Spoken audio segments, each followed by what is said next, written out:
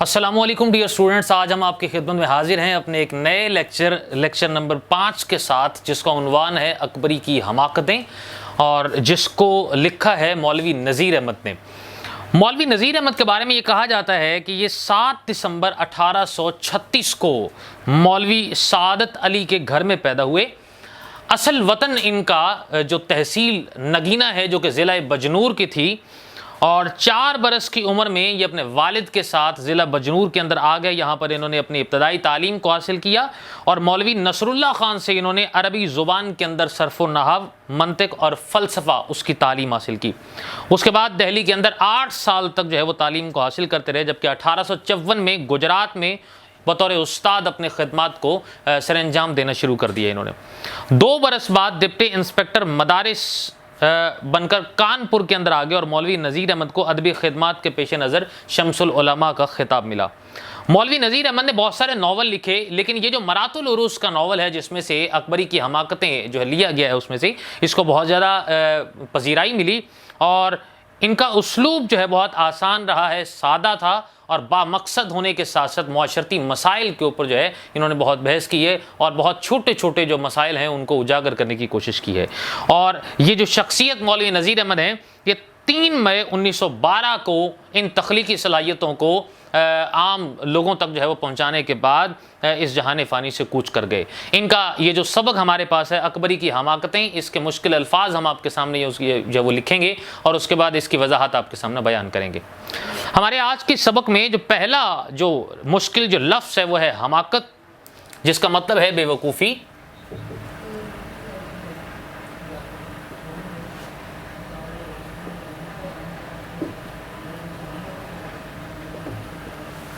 दूसरा लफ्ज़ जो हमारे पास है यहाँ पर वो है फोहड़।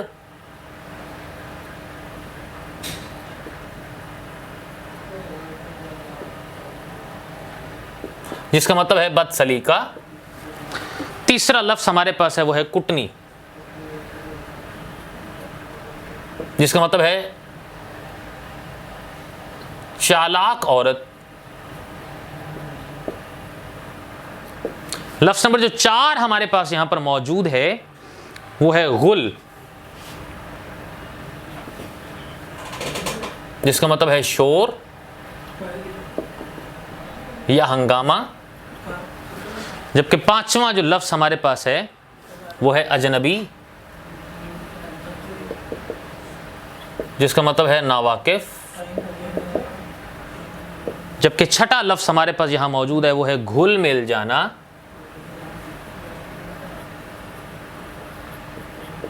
जिसका मतलब है बेतकल्लुफ़ हो जाना।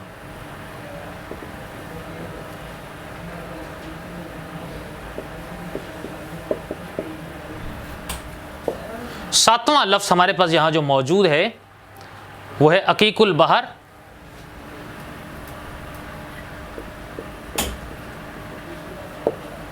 जिसका मतलब है कीमती रंग का सुर्ख पत्थर। 8वां लफ्ज़ हमारे पास यहां पर है नादे अली, जिसका मतलब है हज़रत अली से, हज़रत अली रज़ी अल्लाह ताला अन्हु से मदद पुकारना।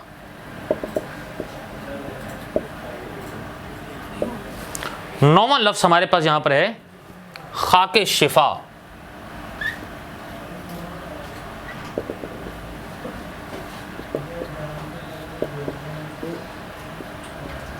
जिसका मतलब है तंदुरुस्त कर देने वाली मट्टी। जबकि 10वां जो लफ्ज़ हमारे पास यहां पर मौजूद है वो है खातिरदारी से,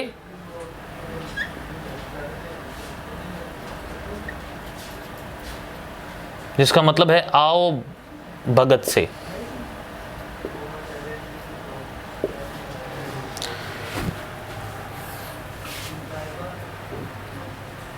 अगला हमारे पास जो लफ्ज़ नंबर 11 यहां पर जो मौजूद है वो लफ्ज़ हमारे पास है जी ताड़ लिया,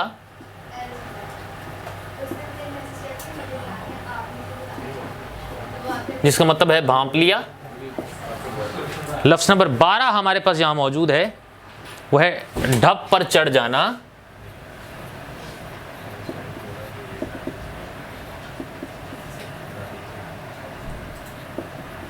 जिसका मतलब है झांसे में आ जाना।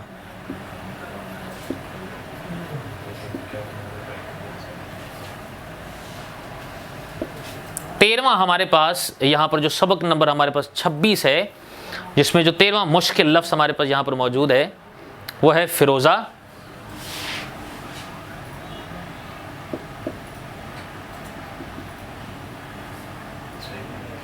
जिसका मतलब है सब्ज और नीले रंग का पत्थर।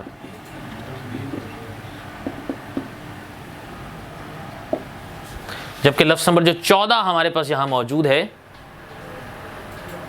तबर्रुक के तौर पर,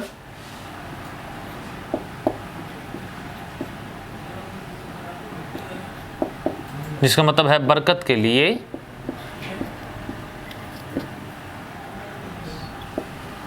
लफ्ज नंबर जो 15 हमारे पास यहां मौजूद है वह है रीझ गई।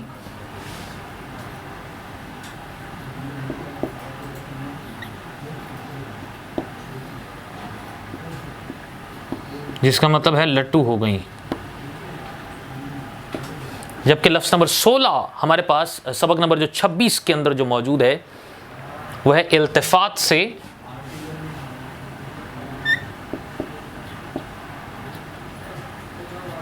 जिसका मतलब है तवज्जो से। सफ़ा नंबर 26 के ऊपर जो आखिरी मुश्किल लफ्ज़ है वो है आह खींचकर।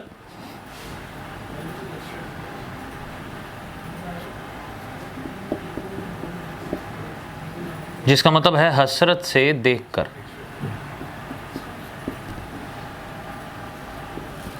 अठारहवां लफ्ज़ हमारे पास है सफ़ा नंबर 27 पे, पहला जो लफ्ज़ उसका है बिलफेल। जिसका मतलब है इस वक्त। जबकि 19वां जो लफ्ज़ हमारे पास मौजूद है हाल जुज़्वे कुल।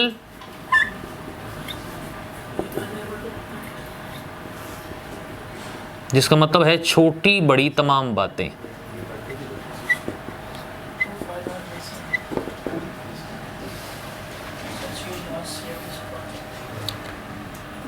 लफ्ज़ नंबर 20वां जो हमारे पास मौजूद है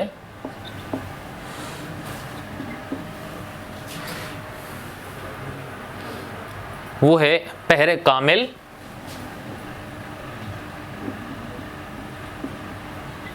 जिसका मतलब है मुकम्मल एक पहर।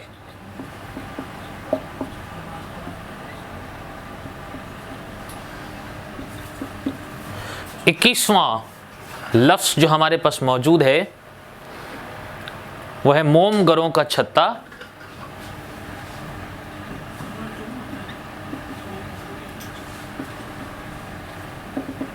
जिसका मतलब है दिल्ली के एक मोहल्ले का नाम।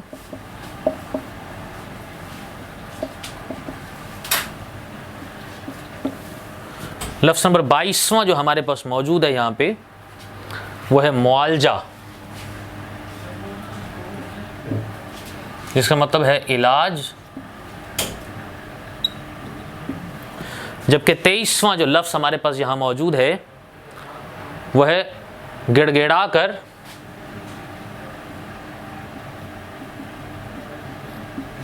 और जिसका मतलब है आजिज़ी से। 24वां जो लफ्ज़ हमारे पास यहाँ मौजूद है वो है लौंग।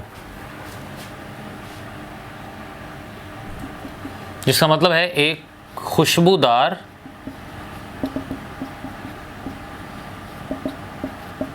दरख्त की कली। 25वां जो लफ्ज़ हमारे पास मौजूद है वो है कलावा।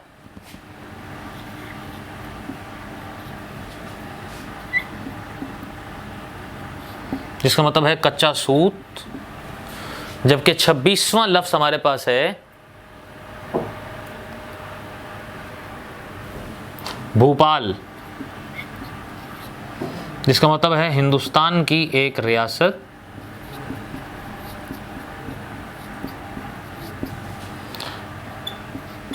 लफ्ज़ नंबर 27वां जो हमारे पास मौजूद है वो है पालकी।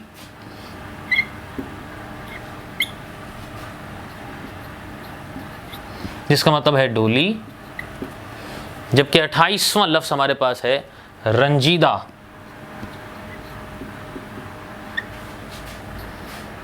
जिसका मतलब है परेशान हाल। 29वां जो लफ्ज़ हमारे पास है चंदे आफताब,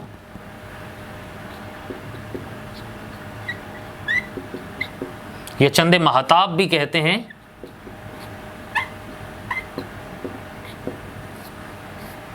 जिसका मतलब है बहुत खूबसूरत।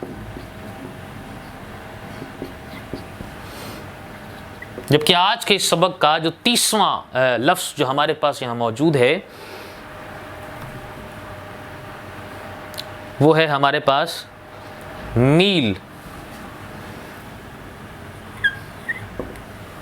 मील जो है ये लफ्ज़ हमारे पास है, जिसको हम कोस भी कहते हैं, या कहते हैं कि 1000 मीटर का फासला।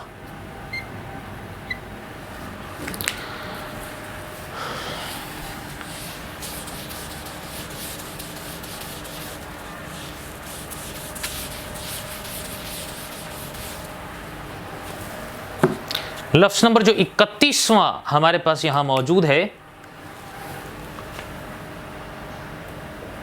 वो है प्यादा पा, जिसका मतलब है पैदल सफ़र करना। जबकि लफ्ज़ नंबर जो 32वां हमारे पास यहां मौजूद है वो हमारे पास है जी सुरखरो,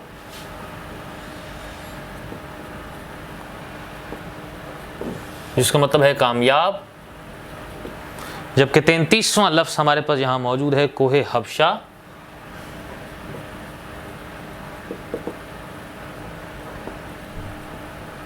जिसका मतलब है फर्जी पहाड़ी का नाम। 34वां लफ्ज़ हमारे पास मौजूद है जहाज़ को लंगर करना।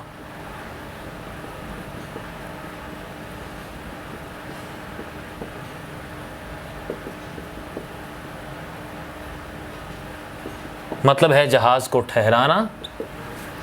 जबकि 35वां जो लफ्ज़ हमारे पास है वो है नौबत, मतलब है हालत। 36वां लफ्ज़ हमारे पास मौजूद है वो है चारो नाचार,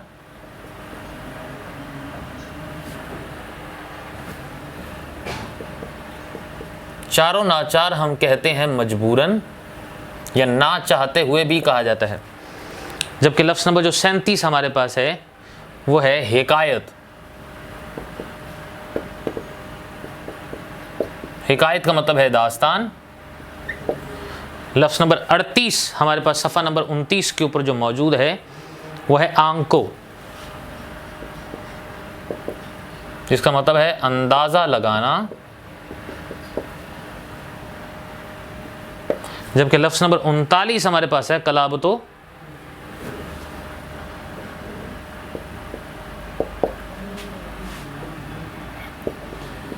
कलाबतों का मतलब हमारे पास है चांदी या सोने की तारों में डोर।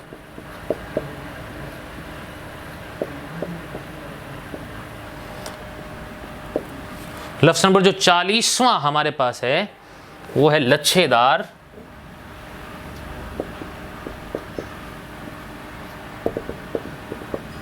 जिसका मतलब है पेचदार। जबकि 41वां लफ्ज़ हमारे पास है हड़े,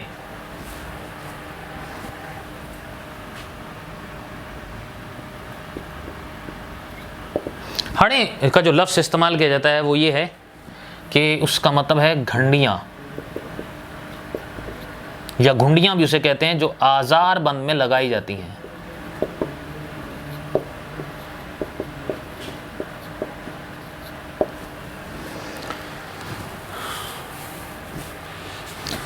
सफ़ा नंबर 29 के ऊपर जो मौजूद हमारे पास 42वां लफ्ज़ यहाँ पर जो लिखा गया है वो हम आपके सामने यहाँ पर लिखते हैं, वो है तमा।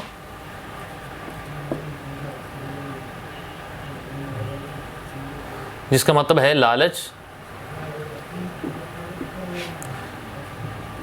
जबकि 43वां लफ्ज़ हमारे पास यहाँ पर मौजूद है वो है ठगनी, जिसका मतलब है धोखेबाज। लफ्ज़ नंबर जो 44 हमारे पास यहाँ मौजूद है वो है खुदा खुदा करो, मतलब है तौबा करो। 45वां लफ्ज़ हमारे पास मौजूद है वो है तय को समझना,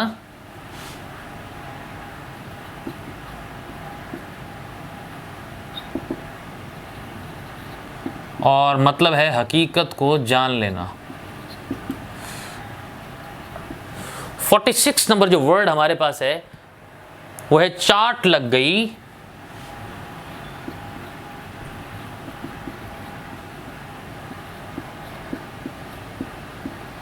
जिसका मतलब है आदत पड़ गई। जबकि लफ्ज़ नंबर जो 47 हमारे पास है वो है लट्टू होना,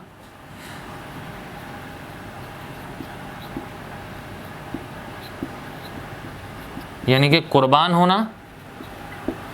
लफ्ज़ नंबर जो 48 हमारे पास है वो है पहुंचियां,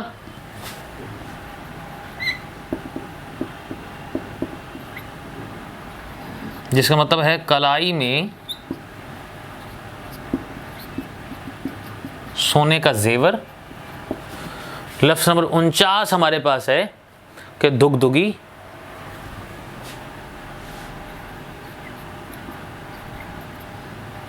जिसका मतलब है गले का जेवर। 50 हमारे पास जो लफ्ज़ नंबर हमारे पास है वो है मैले चैकट,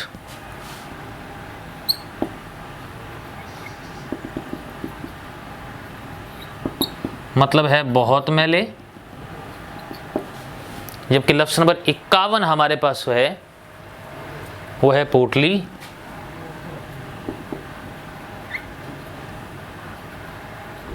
जिसका मतलब है गठड़ी।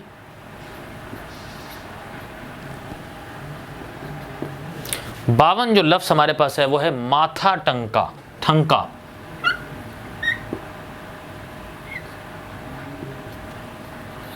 जिसका मतलब है शक हुआ या अंदेशा हुआ या किसी चीज़ का डर पैदा होना।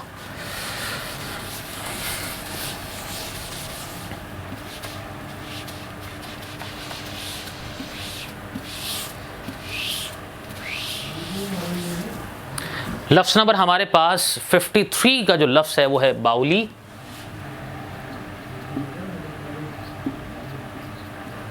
जिसका मतलब है पगली।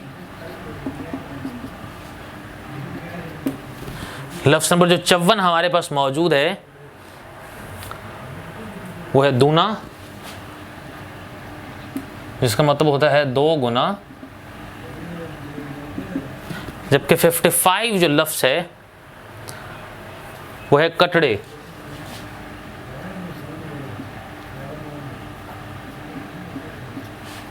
जिसका मतलब है महल्ले या ज़मीन का टुकड़ा। 56 लफ्ज़ हमारे पास है सुराग ना मिला,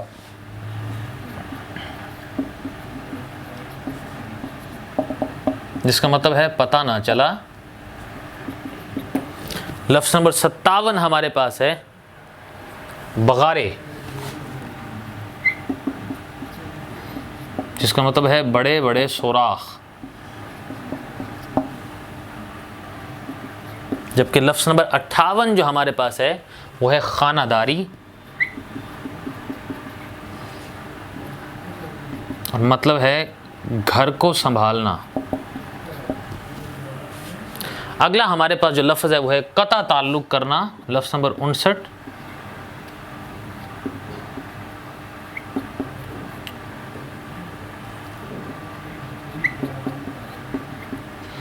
जिसका मतलब है ताल्लुक़ को ख़त्म करना। लफ्ज़ नंबर जो 60 हमारे पास है वो है तबीयत कुड़ना,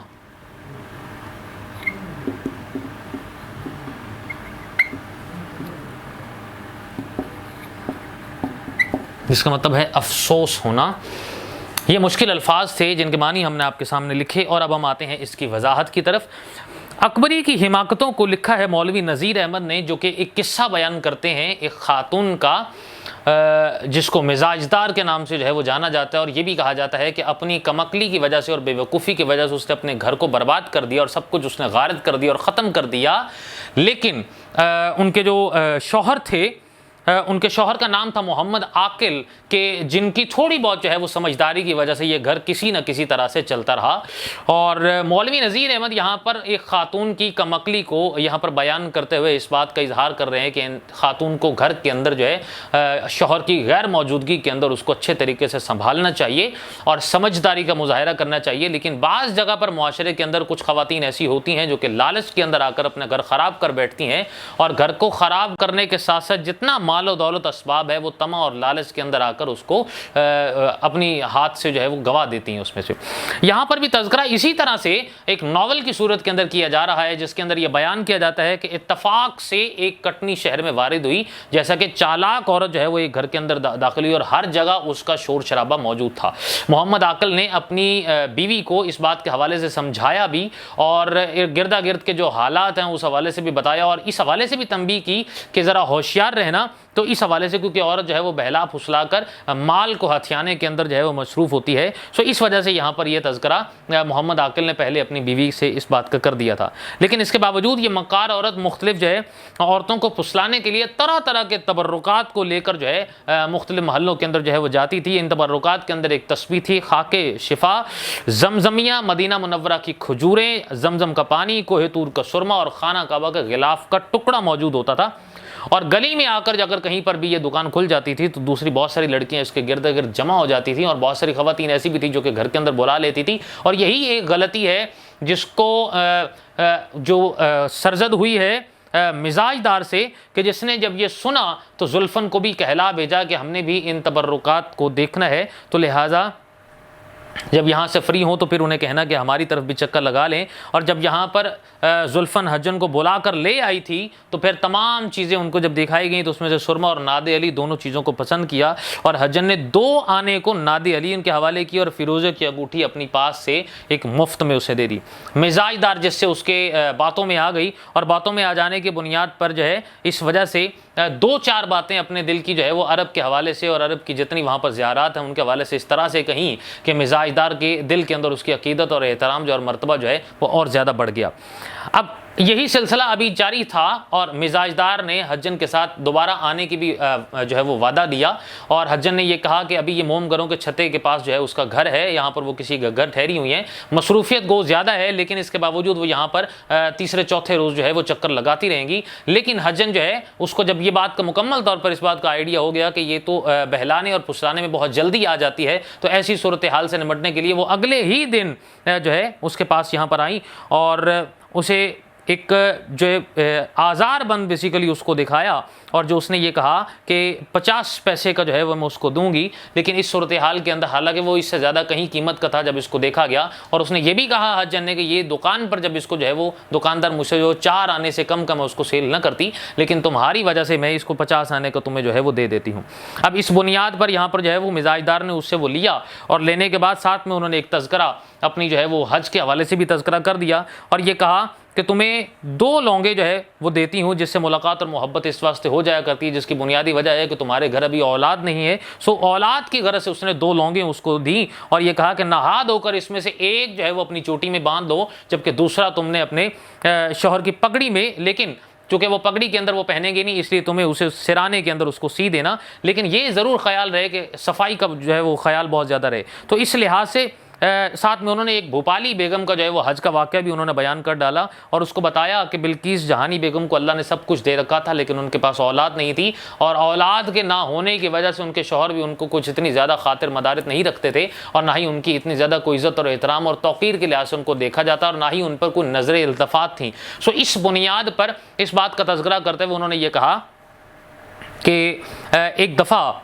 यही सिलसिला जो है अभी जारी था कि उन्हें एक ख्वाब आया और ख्वाब के अंदर उन्हें जो है इस बात का कहा गया कि वो हज के लिए जो है रवाना हो। लिहाजा ऐसी सूरत हाल के अंदर वो जहाज़ के अंदर अपने 500 जो है काम करने वालों के साथ वो चले गए, जिनके साथ उनको बहुत ज़्यादा मोहब्बत होती थी। और यही जो खातून है जो जिनको बहुत ज़्यादा मिस्कीन बेगम जिनको नाम दिया हुआ था, तो इस वजह से इन्होंने अपने साथ इनको लिया और रास्ते के अंदर जो है वो एक कोहे हबशा, जिसको हम हबशा की पहाड़ी कहते हैं, जो कि एक फ़र्जी तौर पर एक पहाड़ी का तज़किरा यहाँ पर किया गया है कि जिसके करीब उन्हें ये बताया गया कि यहाँ पर एक दरवेश इंसान रहते हैं और उनके दर पर अगर कोई भी जाता है तो अल्लाह ताला जो है उनकी बात को कभी रद्द नहीं करते और उसकी आरज़ू इंसान की पूरी हो जाती है। तो इस बात पर जो है वो जहाज़ को वहाँ पर लंगर अंदाज किया गया और रोका गया और वहाँ पर जब उनके दर्शन हुए तो उन्होंने वहाँ पर 12 लौंगे दी और 12 लौंगों के साथ उस हज्जन ने ये भी कहा कि उनमें से जो है वो 2 लौंगे मुझे मिली हैं और साथ में मुझे ये कहा गया कि जाकर जो है बरे सगीर के अंदर जितने लोग हैं उनकी खिदमत करो ताकि तुम्हें भी जो है दिली तौर पर जो है वो सुकून मिले उस पर। और इन तमाम बातों का तज़किरा जब कर रहे थे और ये मुकम्मल हिकायत जब हज्जन ने उसको सुनाई तो इसकी बुनियाद पर मिजाजदार का जो एतबार है वो और ज़्यादा मजबूत हो गया। शाम को जब आज़ार बंद उन्होंने मोहम्मद आकल को दिखाया और पूछने पर बताया कि ये 2 कितने का होगा, तो उन्होंने ये कहा कि कम से कम 2 रुपये का तो ज़रूर होगा। लेकिन इसके बावजूद मिजाजदार ने बताया कि ये मैंने सिर्फ 4 आने का लिया है। तो मोहम्मद आकल का माथा ठनका और उसने कहा कि कहीं हज्जन वो ठगनी तो नहीं है कि जिस पर मिजाजदार जो है फ़िदा हो चुकी है। लेकिन इस सिचुएशन को देखते हुए शाम को जब उन्होंने सफाई और सुथराई को देखा तो मोहम्मद आकल जो है वो बहुत ज़्यादा हैरान हो गया और खुश होकर अपनी बेगम को बुलाया। और इस खुशी को मंजर को देखते हुए मिजाजदार का जो है एतबार और एतमाद और ज़्यादा बढ़ गया। दूसरे दिन जब हज्जन आई तो वो झूठे मोतियों की एक जोड़ी लेकर आई और ये कहा कि जौहरी जान, मतलब धक्के से मेरे हाथ में जो है वो 200 रुपये थमा रहा था, लेकिन ये सिर्फ मैं तुमको 50 रुपये में ये दे रही हूँ और ऐसा माल तुम्हें दोबारा नहीं मिलेगा। मिजाजदार के पास नकद 50 रुपये तो नहीं थे, लेकिन बातों में जेवरात की बात होगी और वो जेवरात का फौरी तौर पर मिजाजदार संदूकचा उठा कर ले आई। जेवरात की हालत देखने पर हज्जन ने कहा कि तुमने इसकी क्या हालत बना रखी है और मूली गाजर की तरह तुमने इस जेवर को रखा हुआ है, लिहाजा मैं अभी इसको धुलवाए देती हूँ और उजलवा भी देती हूँ और दुगदुगी में डोरा डलवा देती हूँ। और दुगदुगी का मतलब वो जो तो है कि एक हार है जो कि हम गले के अंदर पहनते हैं। सो इस लिहाज से मिजाजदार ने ये सारा जेवर जो है ये हज्जन के हवाले कर दिया और साथ में जुल्फन को भेज दिया जो कि उसकी अपनी एक नुकरानी थी। रस्ते के अंदर भी पहुँचे ही थे कि हज्जन ने इस बात का तज़किरा किया कि इसका जो है डोरा जो है वो तो कील का, नाक की जो कील है वो तो घर के अंदर रहेगी, और उसको भेज दिया जुल्फन को फौरी तौर पर घर के अंदर से वो नाक की कील लाने के लिए। जैसे ही जुल्फन दरवाजे पर पहुंचती है तो हज्जन उसको अकेला, मिजाजदार उसको अकेला देखकर जो है वो बहुत ज़्यादा परेशान और पशेमान हो जाती है और ये कहा कि नाक की कील लेने के लिए आई हूँ। तो उन्होंने ये कहा कि नाक की कील तो इसकी थी ही नहीं, जिसकी वजह से वो फौरी तौर पर जुल्फन को वापस भेजा जाता है और उस खातून को तलाश करने के लिए, लेकिन वो हज्जन खातून वहाँ पर मिलती नहीं है।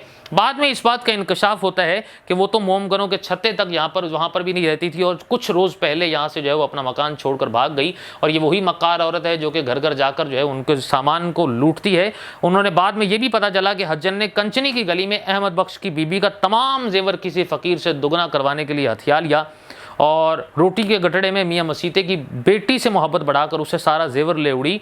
और इस तरीके से जो मिजाजदार है उसने अपनी बेवकूफ़ी की बुनियाद पर जितना अपना जेवर था और मालो दौलत जितना था वो सारे का सारा अपना लुटाया। लेकिन यहाँ पर एक सबक दिया जाता है मौलवी नज़ीर अहमद की जानिब से कि मुआशरे के अंदर ख़वातीन को हमेशा समझदारी से काम लेना चाहिए और अपने घर की, अपने शौहर की घर मौजूदगी के अंदर हिफाजत करनी चाहिए। बसूरत दीगर जो है घर सारे का सारा जो है वो सत्यानाश और कबाड़ हो जाता है और फिर किसी भी काम का नहीं रहता, जिसकी वजह से घर हमेशा टूट जाते हैं। सो ये इखलाकी सबक यहाँ पर है जो कि एक मुआशरती बुराई है हमारे मुआशरे के अंदर, जिसकी इस्लाह के लिए मरातुल उरूस के अंदर जो है वो मौलवी नज़ीर अहमद ने इंतहाई खूबसूरत अंदाज के अंदर इसकी वजाहत को बयान की है। यहाँ पर हमारी वजाहत इख्तिताम को पहुँचती है। नए लेक्चर के साथ दोबारा आपकी खिदमत में हाजिर होंगे। इजाज़त दीजिए, अल्लाह हाफ़िज़।